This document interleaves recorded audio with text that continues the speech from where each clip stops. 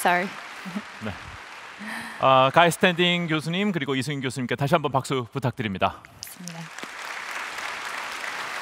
네, 두 분의 강연이 진행되는 동안 현장에서 많은 질문이 들어왔습니다. 하나씩 좀 여쭤보도록 하겠습니다. 먼저 가이 스탠딩 교수님께 질문을 드리겠습니다. 자, 공유지 모두의 것의 가치에 대해서 사람들이 동의할 수 있도록 하려면은 어떻게 그들을 설득할 수 있을까요? 라는 질문이 들어왔습니다. I don't think that's very difficult, actually. I think people have an intuitive feel that the commons of their country belong to everybody.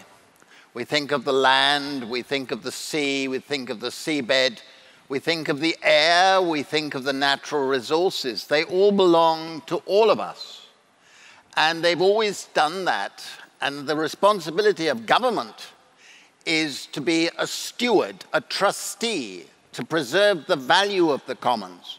Like our public parks, they're part of the commons. Like our museums, our art galleries and so on. They're all part of what belongs to us, and we've inherited them from the many generations before us that have produced it.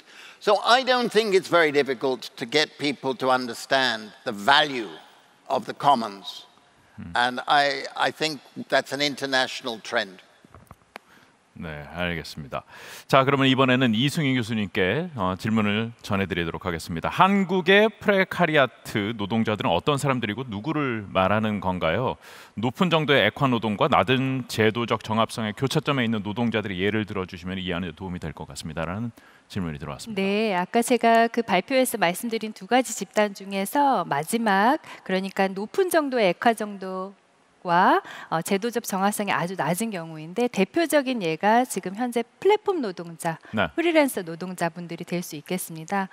이분들은 노동의 형태가 예를 들어서 근로기준법에 포함되지 않는다거나 기본적인 표준계약서도 작성되지 않는 경우도 많고, 일감에 따라서 일을 하기 때문에 계속해서 인센티브 구조로 일하다가 보니까 소득 보장도 충분히 되지 않고 사회 안전망에서도 완전히 배제되는 결과가 많이 초래되어서 이분들에 대한 정책적 고민이 훨씬 더 많이 필요한 것 같습니다. 네. 자, 이번에는 가이 스탠딩 교수님께 다시 한번 질문을 드려보겠습니다. 글로벌 대변혁기를 맞아서 정부의 역할이 더 강화돼야 한다고 보시는지, 아니면은 민주적 시민사회 역할이 더 강화돼야 한다고 보시는지 궁금합니다라는 질문이 들어왔습니다. I think that is what is happening at the moment. I think we're seeing what some people call an associational revolution. There are numerous new types of organizations springing up to represent different interests that we have. And we need to see a flourishing of collective bodies that represent different interests. For example, the old trade unions have not represented the precariat. And that's why you're seeing many new types of organizations springing up that linking the love of nature and the need for new types of work, for example, new forms of networking, new forms of commoning, which is coming through. So I think that what we're seeing, without it being organized by governments, that is taking place. And I would urge all governments, whatever political background they come from, to encourage that development, because we're all vulnerable and we all need collective voice of some sort to represent the interests that we think are fundamentally important for a good society. And that is why the old neoliberalism is inappropriate for the type of crisis I was describing in my talk. 네. 자, 이번 질문은 두 분께 동시에 여쭤보는 질문입니다. 한국 노동시장만의 특징을 어떻게 보고 계신지 궁금하고, 이 노동시장이 AI와 같은 기술 혁신과 맞닥뜨렸을 때 어떻게 변화해 가는 것이 바람직할까요? 어떤 분이 먼저 대답을 해주시겠습니까? 이승윤 교수님. 네. 네. 한국 노동시장의 특징을 살펴본다면은 네. 저는 압축적인 발전의 과정에서 소비자 권리에 대한 주장과 소비자 권리 보호가 노동권에 대한 보장, 노동권을 보호하고자 하는 것보다 훨씬 더 빨리 이루어진 것 같아요.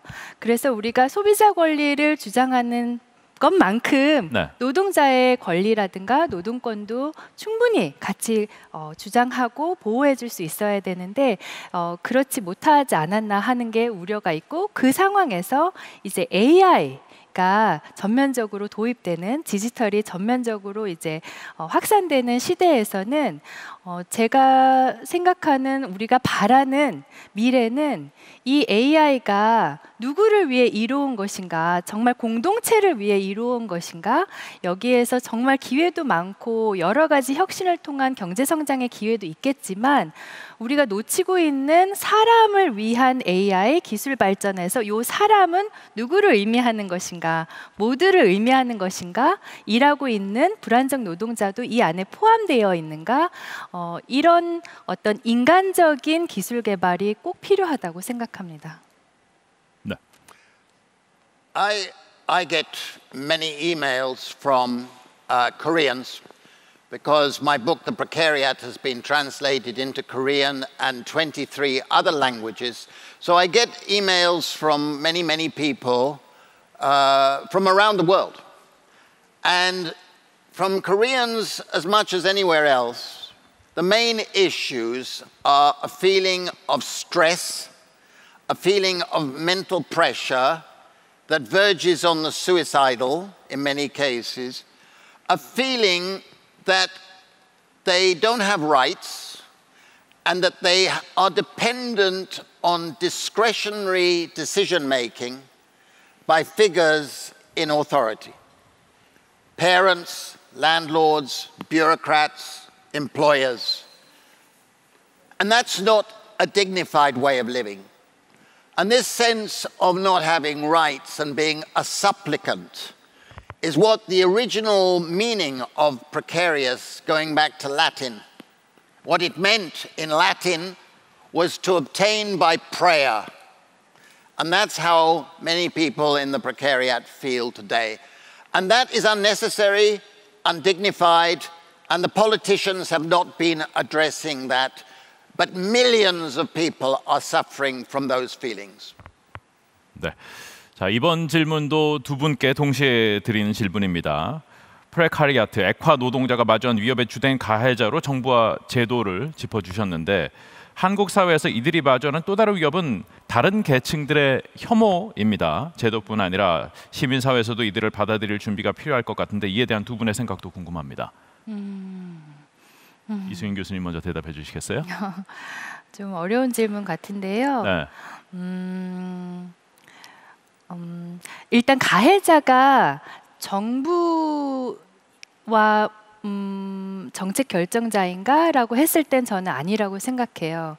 우리 모두가 함께 공동의 책임이 있을 수 있기 때문에 어떤 특정 정부나 정책 결정자가 가해자, 기업가가 가해자라는 것은 아니고, 말씀하신 것처럼 시민 사회 내에서 이 기술 발전이 우리와 내가 일상생활을 영위하는 데 있어서 필요한 노무 서비스를 제공하는 여러 내 주위의 노동자들에게는 어떤 의미를 가지는지를 공동체 차원에서 같이 논의를 해야 할 것이고, 이것이 뭔가 노동자, 그리고 가해자, 피해자, 승자 이렇게 나눠서 어떤 혐오로 이어지는 것은 바람직하다고 하지 않은 것 같고요. 공동체 내에서 모두가 어떤 책임의식과, 그리고 자기도 소비자이면서도 노동자인 경우가 많잖아요. 그런 책임의식과 그 다음에 권리 보장을 위한 어떤 시민의식을 같이 가져가야 되지 않나 하는 답변 정도를 드릴 수 있을 것 같습니다. Yes, I think it would be incorrect of me if I didn't mention that for the past 30 years, I've been trying to encourage the movement of social protection towards giving people basic economic security. And you're listening to a man who's had the privilege of having done pilots and experiments in 4 continents, Africa, Asia, Latin America, North America 5, and in Europe. And everywhere where we've done experiments, people have a greater sense of control over their lives. They become better citizens. Their health improves, their energy improves, their work improves, and they become more politically tolerant. And I think all of these issues spell what I would like to say to any government, regardless of political persuasion. Move to thinking about how we can strengthen social vaccination against the crises that I was talking about. We have vaccinations for pandemics, for illness, etc. We should have vaccinations for economic insecurity and all the problems that come. The mental health problems, the morbidity problems, the fact that you don't want to have a baby because you feel too insecure. All of these come together. And we need this transformation in which we think out of the box, in which we're brave to say, our citizens deserve security. And don't talk to me about security unless you talk about individuals everywhere. That's what we need to say to all politicians. So I think the technological revolution, which is fantastic in potential, could actually go with a terrifying political and social situation. And it doesn't have to. But it will only avoid those problems if our politicians can have stiff backbones, not spaghetti backbones. And I think this is the crisis at the moment. So it's the responsibility of all of us to say the economic and social security of every single Korean, every single person of any country should be paramount in our transformation ideas. 네. 자, 이번에는 이승윤 교수님께 들어온 질문입니다. 자료에서 고숙련자로 이동하는 계층이 남자가 많다고 했는데 이는 단순히 남자 비율이 많은 이공계 특성으로 남녀 간의 격차라고 주장하는 것은 일반화의 우려가 아닐까요? 라고 질문 주셨습니다. 네, 그럴 수도 있어요. 이제 추가로 우리나라는 완전히 디지털 전환이 되었다라고 하기에는 지금 디지털 전환기에 있는 거고, 제가 연구한 것도 2009년부터 19년을 보았기 때문에 이제 전 디지털화가 시작되는 이 시기를 보았는데요. 이때 그래도 상향으로 이동하는 집단을 보니 주로 이공계 계열의 청년이 많았다는 것에 주목할 필요가 있다. 이것이 앞으로 어떤 함의를 가져올지. 그리고 또 하나는 맨 아래층에 그 단순 우리가 말하는 소위 저숙련이라고 하는 서비스직을 살펴보면은 여기에 또 여성이 많이 집중이 되어 있어요. 근데 우리가 저숙련이라고 하지만 사실 여기 안에 들어있는 많은 노동 중에 돌봄 노동이 많이 포함되어 있는데, 돌봄 노동은 사실 저숙련이라고 보기에는 다시 평가해 볼 필요가 있어요. 상당히 많은 멀티태스킹이 필요하기 때문에. 그럼요.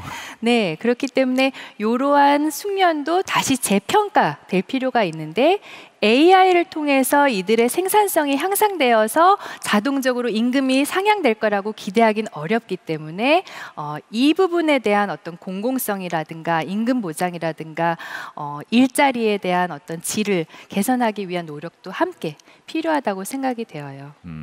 이 이공계 여성 비율이 많아지면은 이건 또 다른 얘기가 될 수도 있다. 그렇죠, 그렇죠. 그렇더라도 어떤 다른 계층화가 여전히 있을 수가 있는 거죠. 네.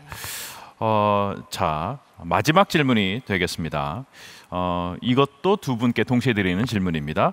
디지털 변혁기에 불평등이 늘어날 수 있는 상황에 대처하기 위한 특별한 정책은 어떤 것이 있을까요? 라는 질문 주셨습니다. 가이 스탠딩 교수님부터 부탁드립니다. I believe that creations of common capital funds with contributions from what I call eco-fiscal policies.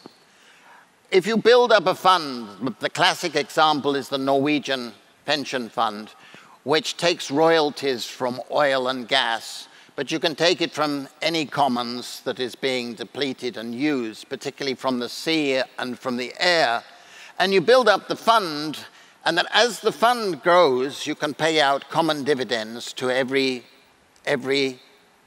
Korean, every person in that society. That will be a far more effective way of dealing with inequality than hoping to do so by traditional social welfare systems such as progressive income tax. Because we know that people can avoid income tax and they can use tax havens and so on. We need to get levies, carbon levy.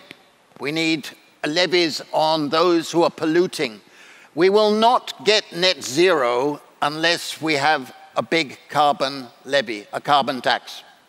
But they will only be acceptable if we guarantee to the citizens that we will recycle the revenue to pay out everybody so that they get a return. And then it will become popular, as it has been where I live in Switzerland or in Canada. So I think we have to think innovatively. We're in the middle of a technological revolution. Let's have a social revolution in a peaceful way that is actually addressing these inequalities.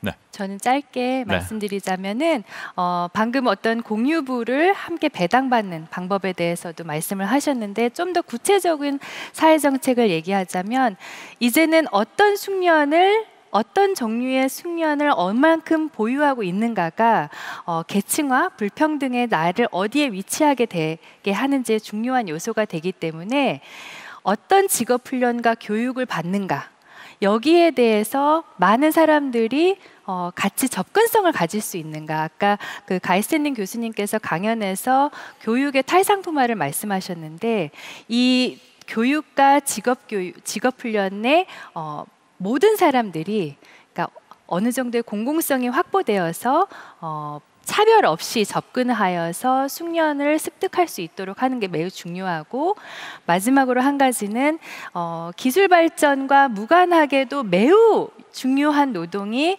돌봄 노동이라는 게 있다는 건데 이 노동이 평가절하가 더 될 수 있다는 거죠. 디지털 전환기에. 그렇기 때문에 이 노동에 대해서 가치 평가를 하고 보호하는 것이 여전히 중요하고 이것은 또한 우리에게 좋은 돌봄 서비스와도 연결이 되기 때문에 이 두 부분을 강조하고 싶습니다. 네, 말씀 잘 들었습니다. 이것으로써 가이스탠딩 이승윤 교수님과의 시간 마무리하겠습니다. 고맙습니다. 고맙습니다.